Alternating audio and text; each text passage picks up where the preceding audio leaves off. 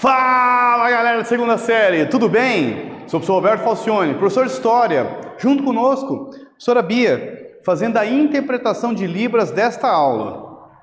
Em nome da Secretaria da Educação do Estado do Paraná, sejam todos bem-vindos. Nós vamos trabalhar o tema América Espanhola, ou melhor, América Colonial Espanhola, sociedade, um pouco de mineração, um pouco também da história da exploração espanhola na região. Bora lá? Embarque nessa aventura, vamos juntos. Eu vou apresentar para vocês os objetivos desta aula.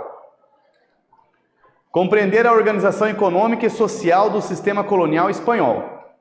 E eu trago aqui um slide para nós retomarmos um conceito. Os conquistadores espanhóis submeteram impérios com milhares de pessoas com apenas algumas centenas de homens. Você lembra quais fatores contribuíram para isso?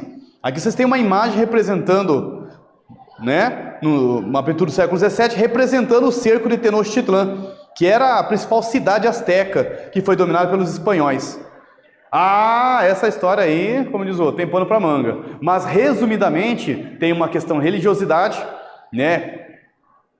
Coincidiu com uma espécie de uma profecia asteca, onde o deus Quetzalcóatl, serpente emplumada, viria dos mares para reivindicar o trono do rei asteca. Então, os astecas confundiram os espanhóis com seres divinos, tem isso também. Tem a questão da arma do fogo, o que fortaleceu a ideia mítica de deuses, uma arma de fogo, o cara aponta, é impressionante, não tem como ganhar naqueles caras lá, por quê? Ele aponta para mim, eu começo a sangrar, sai um barulho, é impressionante. Imagine. Então, o uso da pólvora amedrontava. É claro que você está com uma garrucha ali, um troço ali, como se diz, demora meia hora para você recarregar. Óbvio, frente a um exército de 80, 120 mil soldados astecas, 600 espanhóis perderiam fácil, junto com Hernán Cortés, Mas o problema não está nisso, e sim que as armas de fogo amedrontavam os canhões, as garruchas, amedrontavam os soldados astecas, isso é verdade.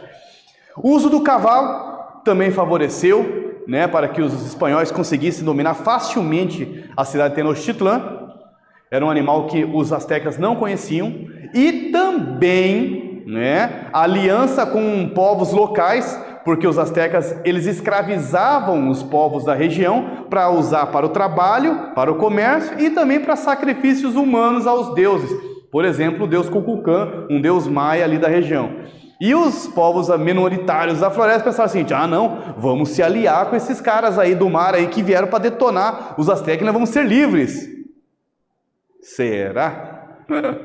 Então tem aí esses fatores gerais que explicam a facilidade como Hernán Cortés, 600 soldados, 60 cavalos, 32 canhões, como diz o outro, conseguiram facilmente dominar, derrubar inclusive o rei asteca, o governante asteca, e colocar fim à autonomia, à liberdade da cidade de Tenochtitlan e das outras cidades ali da região, como Texcoco também.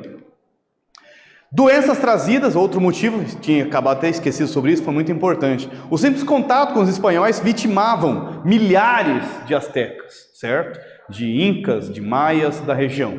Maias também, está quase desaparecendo, mas haviam alguns descendentes, algumas cidades maias ainda existiam nessa região. Conhecimento adquirido sobre os povos a serem conquistados, as alianças com os povos inimigos, o Roberto comentou, esses povos minoritários, o uso da arma de fogo e as visões do mundo, Infelizmente coincidiu com a profecia asteca do deus Quetzalcóatl, a serpente emplumada que viria do mar. Exploração econômica. As duas imagens se referem ao Cerro de Potosí, na Bolívia. Olha que interessante, uma imagem, uma fotografia e uma gravura mostrando a mesma montanha. É um local onde foi extraído milhares de quantidades de prata. Um trabalho muito perigoso no passado, como também atualmente. Como toda essa riqueza foi explorada, será, hein? Já imaginaram? A colonização espanhola na América se concentrou principalmente nas regiões onde havia o maior número de pessoas e riquezas que interessavam os espanhóis, principalmente ouro e prata. Como os espanhóis dominaram sociedades altamente hierarquizadas e adaptaram a forma de controle de resistentes, uma delas foi a mita.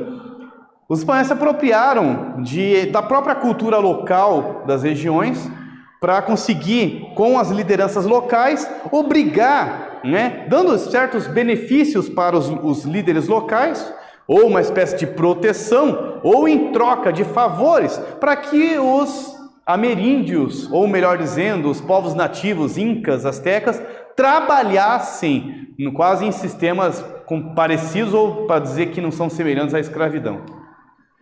Vamos conhecer a mita então, é um deles. É um trabalho obrigatório, viu? Conhecido como mita. Ele é adaptado pelos espanhóis. A mita era a obrigação que os indígenas tinham de trabalhar durante 4 meses no ano, em troca de salários baixíssimos e em condições insalubres e perigosas. Aqui vocês estão vendo uma exploração da prata nas minas de Potosí, naquela montanha ali que vocês viram. Aqui vocês veem um buraco na montanha, como que eles tinham que descer pela escada, trabalhar ali embaixo ali com a picareta, né? Enfim, fica ferramenta extremamente simples, força manual, encontrar o que precisavam, ouro e prata, e voltar do ouro, subir com o carregamento do metal precioso. Vamos resolver a primeira perguntinha, galera. Copie seu caderno e responda.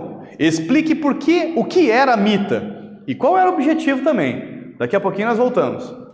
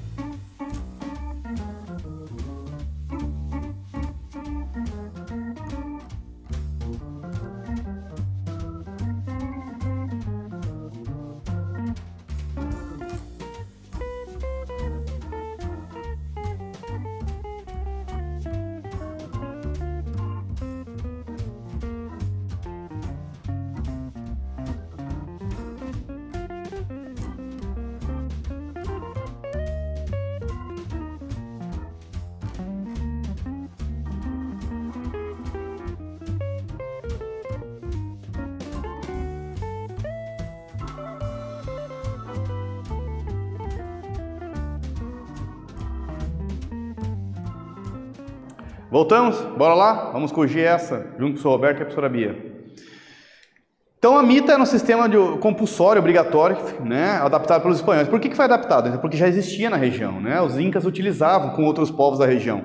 E a mita era a obrigação que os indígenas tinham de trabalhar durante 4 meses do ano em troca de baixos salários ou em condições insalubres e perigosas. E daí tinha também a encomienda. A encomienda é mais revoltosa ainda, revoltante, melhor dizendo. Ela permitia ao encomendeiro, que era um espanhol nobre, cobrar tributos na forma de trabalho ou de bens materiais a determinada população indígena. Em troca, o encomendeiro deveria evangelizá-lo. Nossa, grande favor. Cuidá-lo e defendê-lo, uma espécie de proteção. Olha, se você trabalhar para mim, eu vou te proteger, vou te catequizar na fé cristã católica e vou cuidar de você. Olha que grande alma, né? Espanhola. Na prática, milhares de indígenas morriam de fome sem aprender nada de oração ainda por cima. Era só uma justificativa mesmo. Aqui vocês estão vendo uma gravura do Códice de Kingsborough. Ele é um encomendeiro que está abusando de um indígena, inclusive, mostrando sua violência. A ideia da supremacia, né? Estou à altura, segurando teu cabelo. Olha que interessante essa gravura. Só interessante, né? Porque não é nada legal. E os encomendeiros viam os indígenas como um bem pessoal, quase uma ideia mesmo de escravidão. O Frei Bartolomeu de las Casas denunciou os abusos e maus tratos sofridos pelos indígenas. Os indígenas resistiram à ordem imposta pelos espanhóis de diferentes formas. Vamos conhecer um pouquinho sobre eles. Em razão das doenças, a população indígena diminuiu consideravelmente, o que fez a coroa espanhola introduzir africanos escravizados também. Os indígenas ou sabotavam também o trabalho, fugas, haviam várias formas. Formas de escapar dessa catequização, né, através da censura, burlando a censura também. Por exemplo, tem uma igreja, não me lembro até assim de cabeça qual local da região atual, né, da América Espanhola, que eles fizeram uma imagem de um santo e embaixo uma serpente. O que dá a ideia no imaginário católico, a serpente como uma ideia do demônio, né, do inimigo. Mas na verdade a serpente era um deus, exatamente um deus asteca ou inca, não lembro muito bem. E era uma forma então deles estarem ali cultuando também o santo, o Deus católico, né, ou a imagem do santo, e também o Deus, né, da sua divindade, da sua religião ali da região. Essa prática ocorreu especialmente a partir do período da União Ibérica, quando ocorreu uma união entre as coroas portuguesas e espanhola. A gente falou união, mas na verdade foi domínio de Portugal da Espanha sobre Portugal, que durou de 1580 a 1640. Vamos resolver a segunda perguntinha aí. De acordo com o nosso estudo, como que funcionava a encomenda? Daqui a pouquinho nós voltamos.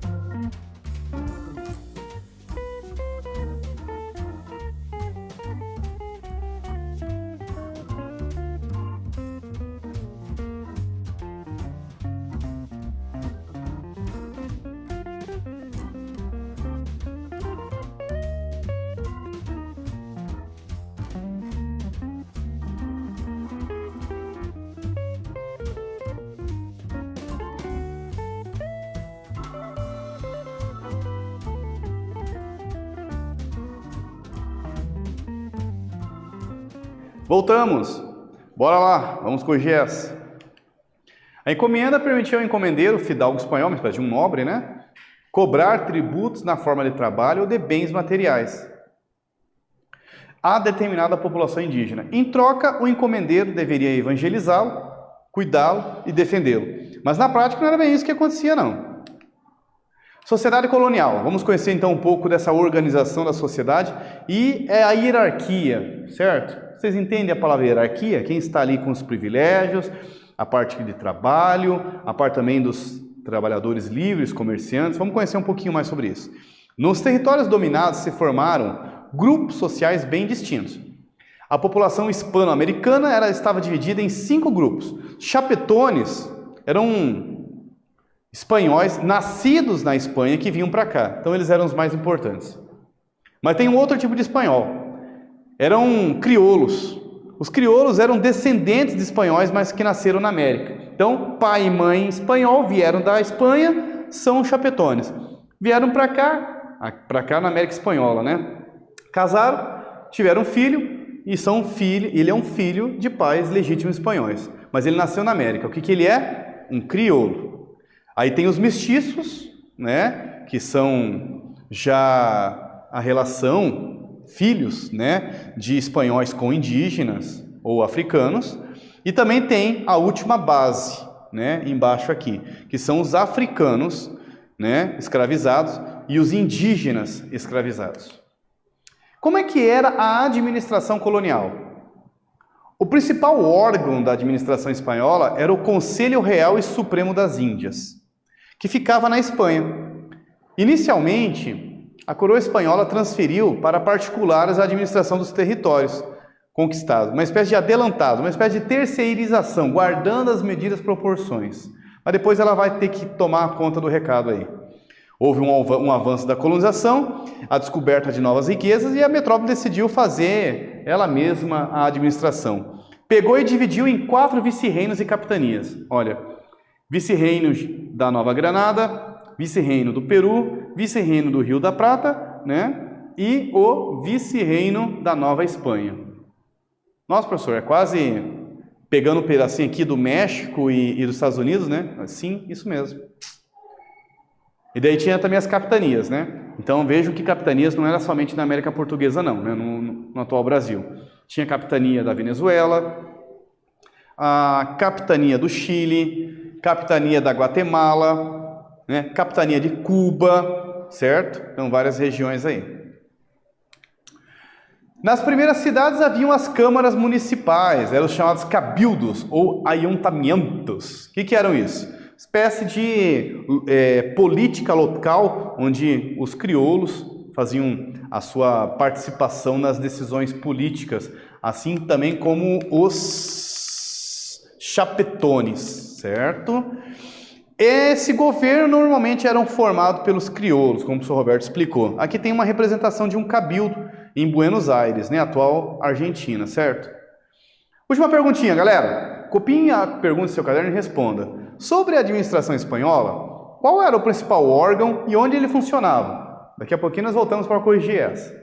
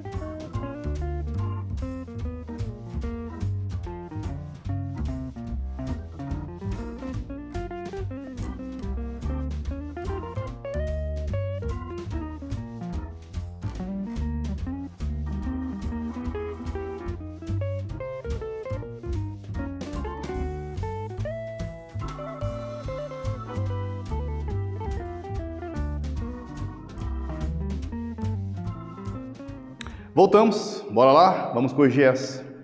O principal órgão da administração espanhola, então, era o Conselho Real e Supremo das Índias, que ficava na Espanha.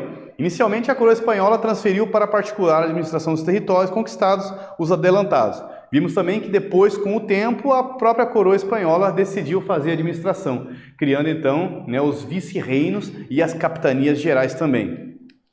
Fechamos essa aula, retomando aí, então, vimos a exploração das riquezas da América pelos espanhóis, a imposição do trabalho compulsório por meio da mita e da encomenda. Então, reforçando, a mita e a encomenda, duas formas de exploração dos espanhóis, utilizando a mita, que na verdade era uma prática já existente na América espanhola, ou melhor dizendo, nos povos ameríndios, principalmente da região Inca, mas que os espanhóis se apropriaram, fazendo essa relação junto com as lideranças locais, obrigando, inclusive, o trabalho compulsório. Vimos também na encomenda, que seria aquela troca de favores, Você trabalha para mim e eu te protejo e ainda por cima te evangelizo. Um grande favor. A consequência da conquista dos povos originários, a formação da sociedade colonial e as estruturas do governo, como é que eram os cabildos. Nossas referências, aquele abração para a galera da segunda série. Espero que vocês tenham curtido a aula. Até breve.